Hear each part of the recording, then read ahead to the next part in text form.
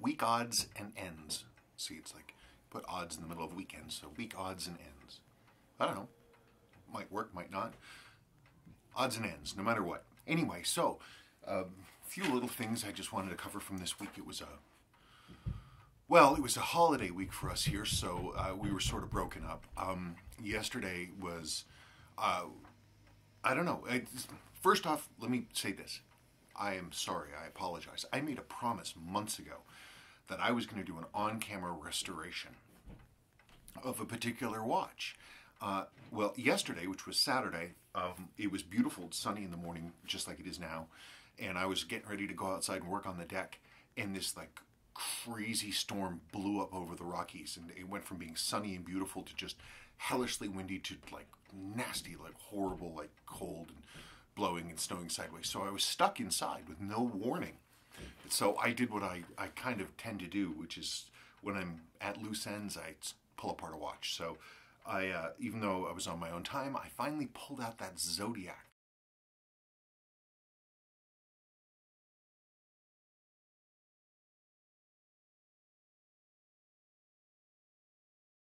The one with all the water damage. And I didn't really mean to do a restoration. I really didn't.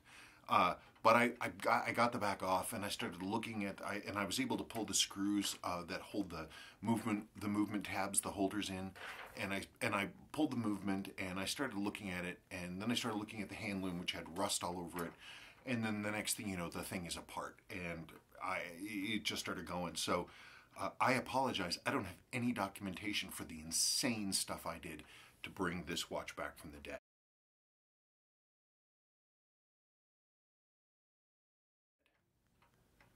But there it is, and it runs beautifully. So I do apologize. But I'll take a break, and we'll look at some of the things, and I'll show you examples of some of the stuff that I did. But it came out really well. I'm super excited.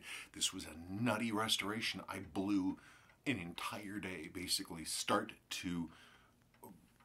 I think I took a break for lunch, but I worked on it from mid-morning until about 9:15 at night. So that was a big push all day long. And Sabrina was extremely patient with the fact that it was the weekend, but I was nowhere to be found because I was rebuilding this Zodiac, and it was fun. Okay, so let's take a break, and we will go over to the bench. So here it is in all of its glory. It just doesn't do justice, and I really do apologize that for me to say you have no idea how much work it took to achieve this. It was bananas, some of the stuff I had to do to make this right. But make it right I did. There's some crazy fun things I got to do.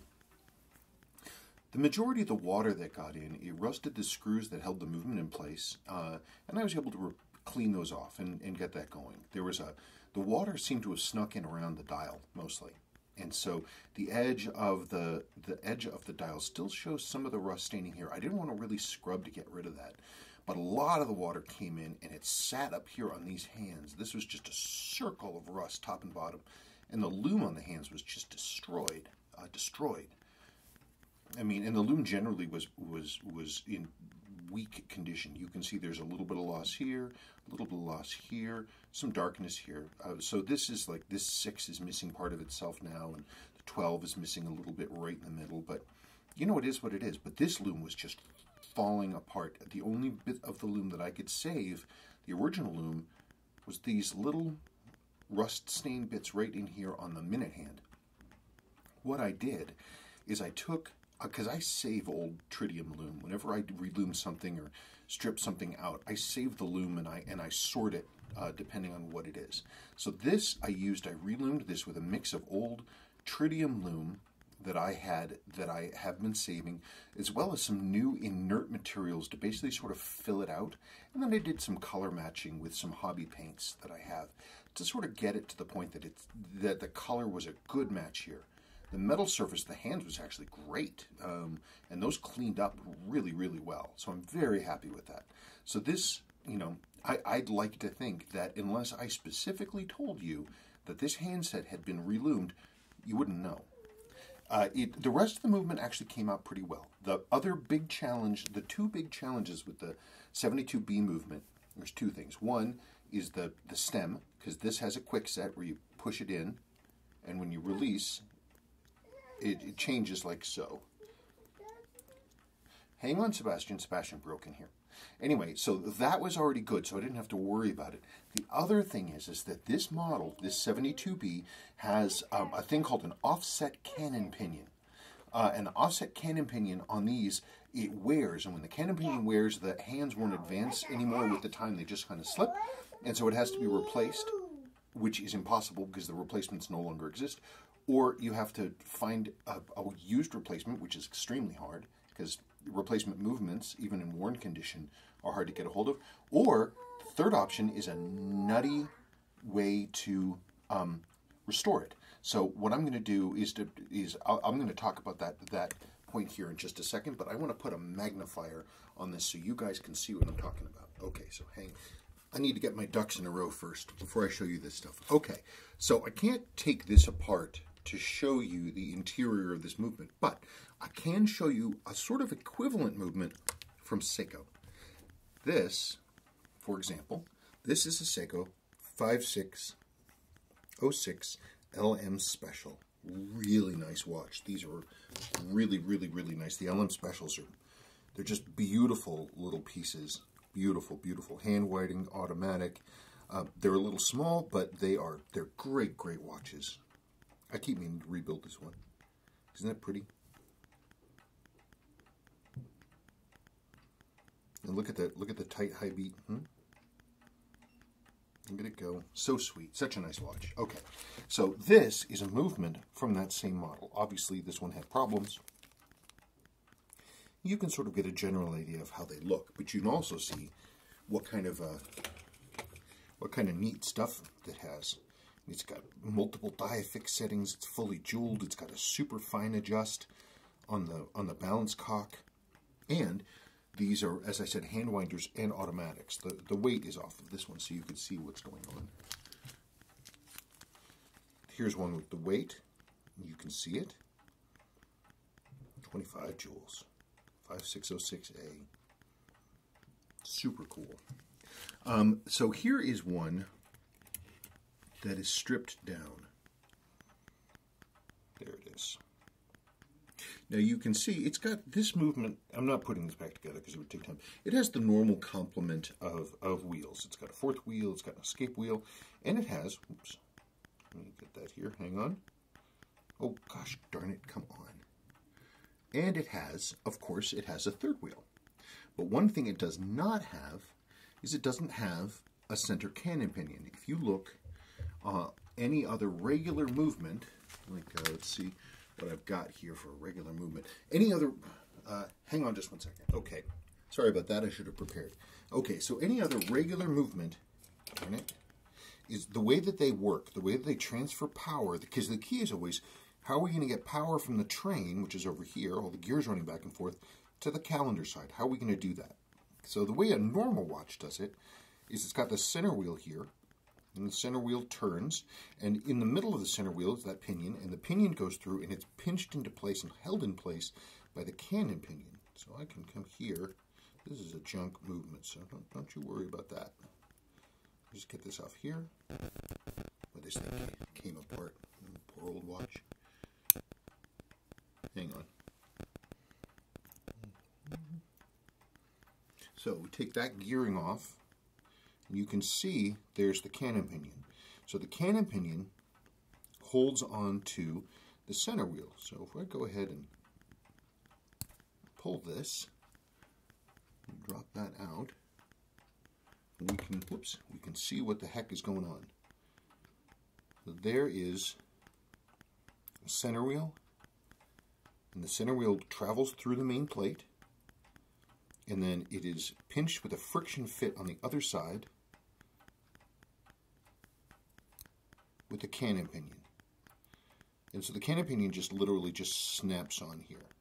It's a friction fit, and that's the way that it goes. That's a very standard way to do it. Now, one of the things that does, though, is it makes the movement potentially a little taller. If you want to make it lower, especially if you want to do things like hand winding and stuff, what you do is instead of having that multi-part component, you have this little dealie.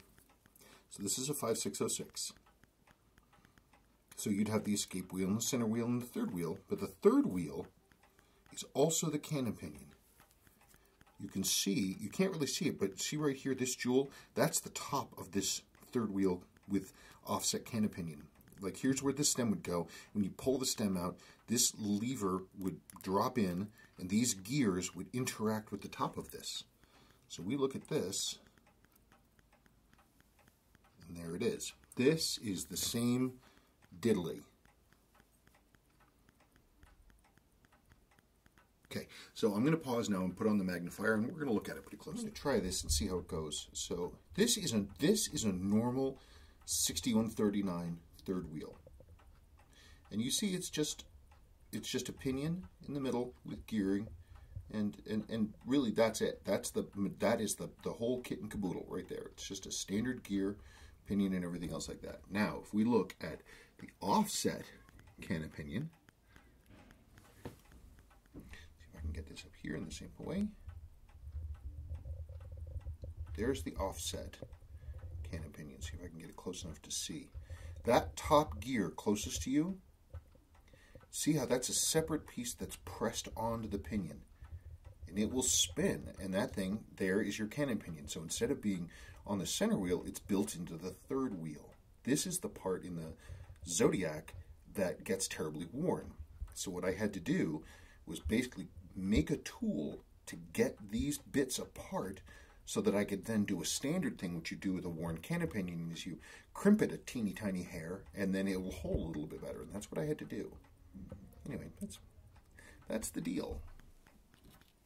It was just a ton of work. But it was, whoops, hang on. It was just a ton of work, but it was fun. It was fun. I got to do all kinds of neat stuff. I mean, besides basically making a tool setup to rebuild that offset cannon pinion, I had to do the relumbing, which is very neat. I had to do a case repair. There was a dent underneath the side of the case that was not allowing the case back to snap in place. I had to clean it, obviously, and loom it and everything else like that. Another cool thing on this one is that the click ball on this, like on Seiko, the click balls are literally like a little steel ball bearing on a spring. This has that kind of a thing, but it's not a steel ball bearing that goes up and down. It's literally a jewel. It's like a jewel post that's set into the case. Instead of the jewel going up and down, the rotating ring goes up and down. So it has a very light, clicky thing going on. It's a cool watch. I wish I had the original JB Champion strap for it, but I found this in my stuff. This is a new old stock Tropic at 17 millimeters, and it works great. Anyway, so I'm sorry I didn't have more info with you, and you get a chance to really see the inside of this thing, but gosh, it was a lot of fun. God, I had to dig through all my supplies to find a vintage crystal of the right 28.3 or 28.4 millimeters. To be able to drop that in there, and I had to do some custom hand fitting to get that to drop in the way it should have. But it runs beautifully. Oh, what else did I do? The original Zodiac crown, I managed to take that apart. I got the back plate out of it, got the old seals out of it, and I found some custom seals in my supplies, 2 little double O-rings, like this would have had originally, and so this crown has been rebuilt too. It's a cool watch. Anyway, that's about it. Okay, thank you. So I need to, gosh darn it, hang on just one second. I still need to go back in and, I guess, tweak it a little bit. But, I mean, not a whole lot. This is after, this is about 24 hours running in. So I've got a little bit of beat error, but it's steady and straight, and I've got fantastic amplitude. Really clean. This balance assembly for, I'm sorry, the balance cock assembly, the arms for adjusting are, hang on, are capable of very fine adjustment, but I just need to get in there and just look at it. I usually let it run for a while, and then we'll see how it goes. Okay.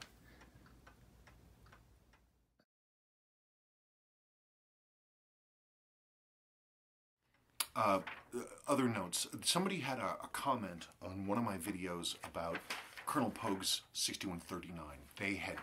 They weren't talking to me. They were talking to somebody else who had had a question, and they made an assertion that I thought we as a community had gotten beyond. They told this other person, no. Pogue's had an aftermarket white indicator ring. I thought that old false information had been disproven and buried years ago. But apparently this received wisdom is still drifting around. So I want to talk about that. I want to dispel that particular myth that this person was offering to somebody else on the comments on my channels, talking about the idea that Pogue's watch had a white ring instead of what it actually had, which was a faded yellow ring. But let's break, and I'll talk all about that.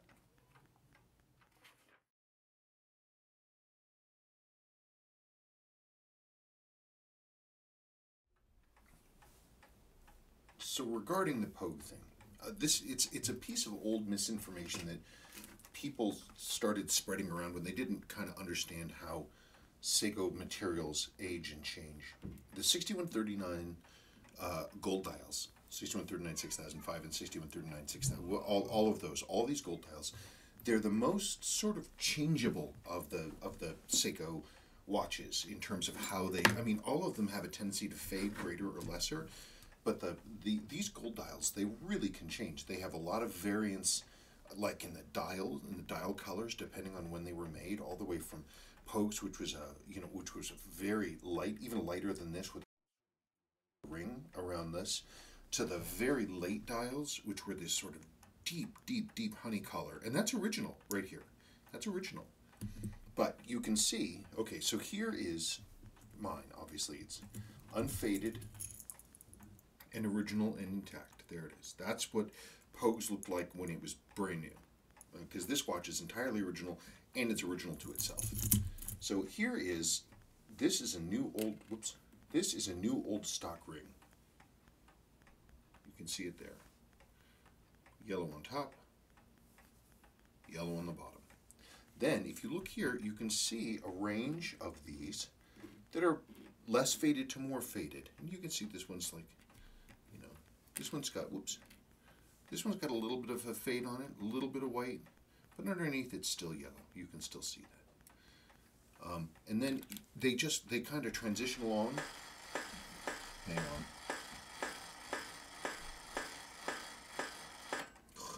They transition along all the way to almost white. Now, I've seen these bone white, but you can see that looks pretty white. And if we go and we take this and let's put this around a dial just for fun. Come here. Okay, so we've got this here. Then we take this ring and we put it around a dial. Come on.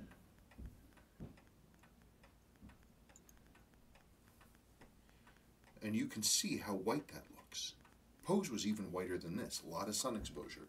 But if you look at the edges, you'll notice it's yellow. And if you look underneath, it's still yellow. And that's the thing. There never was a white ring made by Seiko, ever. And at the time that Pogue had his watch, nobody would even thought about it. It would have been a factory replacement like this, or it would have just been left because it still functioned. It just would have been white. So yes, Pogue's watch was faded down like this, faded to white, but when it was new, it looked like this. And that's just the way that it is. And if anybody tells you, oh, Pogue's had a white ring from new, or that it was an aftermarket ring, that is absolutely false. And it's based on false information. Now, since I'm here, the black rings that the blue Pogue's had, this is an unrestored watch. I've never done anything with this one. But you can see the black ring is very nice. And it's like a black. Like the dial is blue and the ring itself is black. Those, given enough time, will fade to a sort of whitish gray. And that's what we see with these. So there you go. It's a good quality ring. There's unfortunately no way that I know of to return these to look correct. And it's one of the things about these things. It's as Brian Sindler says, it's a fugitive medium. It fades and it goes away. And that's certainly true about the different kinds of patinas and marks that these gold dials get as well. Something that they're prone to because the materials that were used in their manufacture. And like that, this dark subdial, that's all patina of the metal underneath this top clear coat. It's just the way that it is. But you can see the different colors, and there it is. Okay, so hopefully that dispels some misinformation. Let's see. Somebody had asked about getting a video of my bench. Sausages. You've heard the saying about sausages. You don't ever want to see what goes into making a sausage. My old tutor, he was an old school guy, Rolex and Omega trained, CMW 21. He was the real deal. He had basically a shop in his house, but that was also a retail shop. Basically, he had front-facing retail, and his shop was meticulous, sparkling. And whenever you would go in to see him, and he was an octogenarian, he literally was wearing slacks and a tie and a shirt and everything else like that. And his workspace was spotless. It was very nice. Every other watch place I've ever seen personally has been a little funky, unless the person has taken some effort to clean. Years ago in 2014, I got interviewed by Worn and Wound, and they wanted some photographs of my bench, and so I put in this huge full day of cleaning everything and making it look all nice. And that same day, coincidentally, I was talking to one of the people I normally talk to at Jules Burrell, which is a watch supply house, and I sent her pictures of my bench, and she laughed. She said, "Oh, come on." And I was like, "What? What?" And she's like, "Watch benches don't look like that. We never see watch benches that look like that because that's not what they look like." It's kind of a mess. Not only that, it would be, I don't know, I'd have to doctor it up and clean it up completely, and then you'd get an incorrect idea of how my bench looks. It's not like it's a disaster zone, but I have specific things that I need and specific things that I use, and I have them in specific places that only would really make sense for me, because I've adapted this workspace to work for me. So I'll think about that, but I don't know. I don't want to encourage people to pick up my bad habits. How about that for an answer? Anyway, so the last thing there was a couple other things. I want to have a follow-up on the Glycine.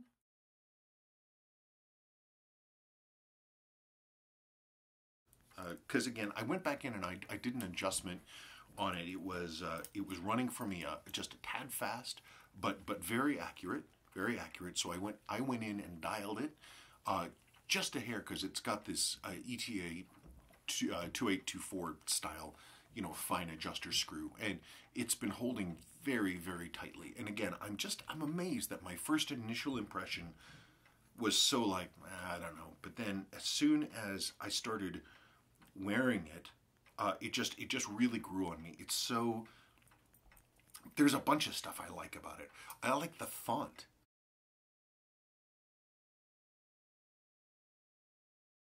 That says Glycine. I like the Glycine font. It's old school. I like the clarity and the legibility of the watch. It's instantly readable, which I really like. Because the bezel is stainless, it makes the sort of the overall size of the watch feel a little smaller. It's a nice tight design. I like the red date. It's legible. It's easy to read. And Sebastian loves the watch. He gets up on the bed in the morning. He comes in and chugs in, and he's been grabbing this watch, and he just sits there and he looks at it. He looks at the weight going around, and he just thinks it's really neat. I'm very happy with it. The more I wear it, the more I like it, and I find little details that I think are neat, like the little bit of the case design here, where you've got this little curve off the top here, that little touch. I just think it's a nice watch, and I've really been enjoying wearing it, which is cool. I have a request. I have a number of people out there who I'm sure might have access to or parts. I'm looking for a specific part, but not a Seiko part. I'm looking for a Rolex part. I need an insert for a Rolex 5513.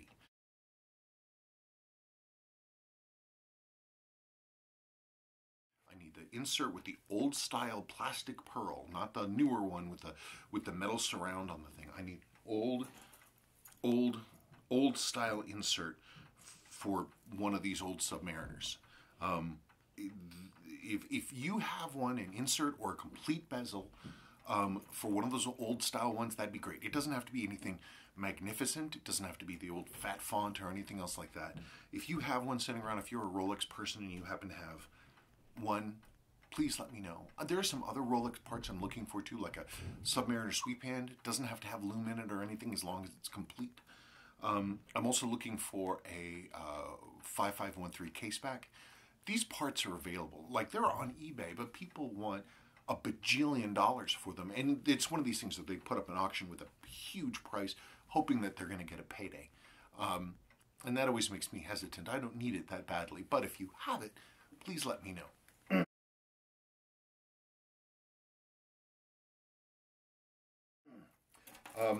One person made a comment about Aztec Red, that being the color of this 6106, 7107.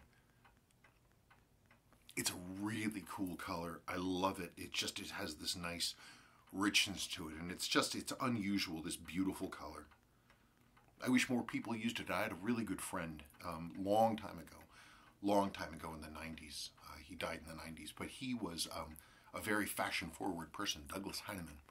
And Douglas, he was the first person to open my eyes to this. He said, orange is the most unappreciated color.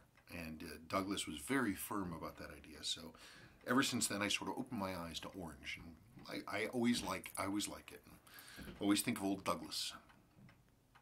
I'd like to say I wish he was doing okay, but fortunately he hasn't been with us for probably 25 years now. Anyway, Douglas Heinemann, he was a good friend. And he rode a mean scooter. Anyway, that's about it. So thank you so much. Odds and ends, week odds and ends. I don't know, does that work, or is that, maybe it works better in print than saying. Okay, thank you so much, and we'll talk to you in the coming week.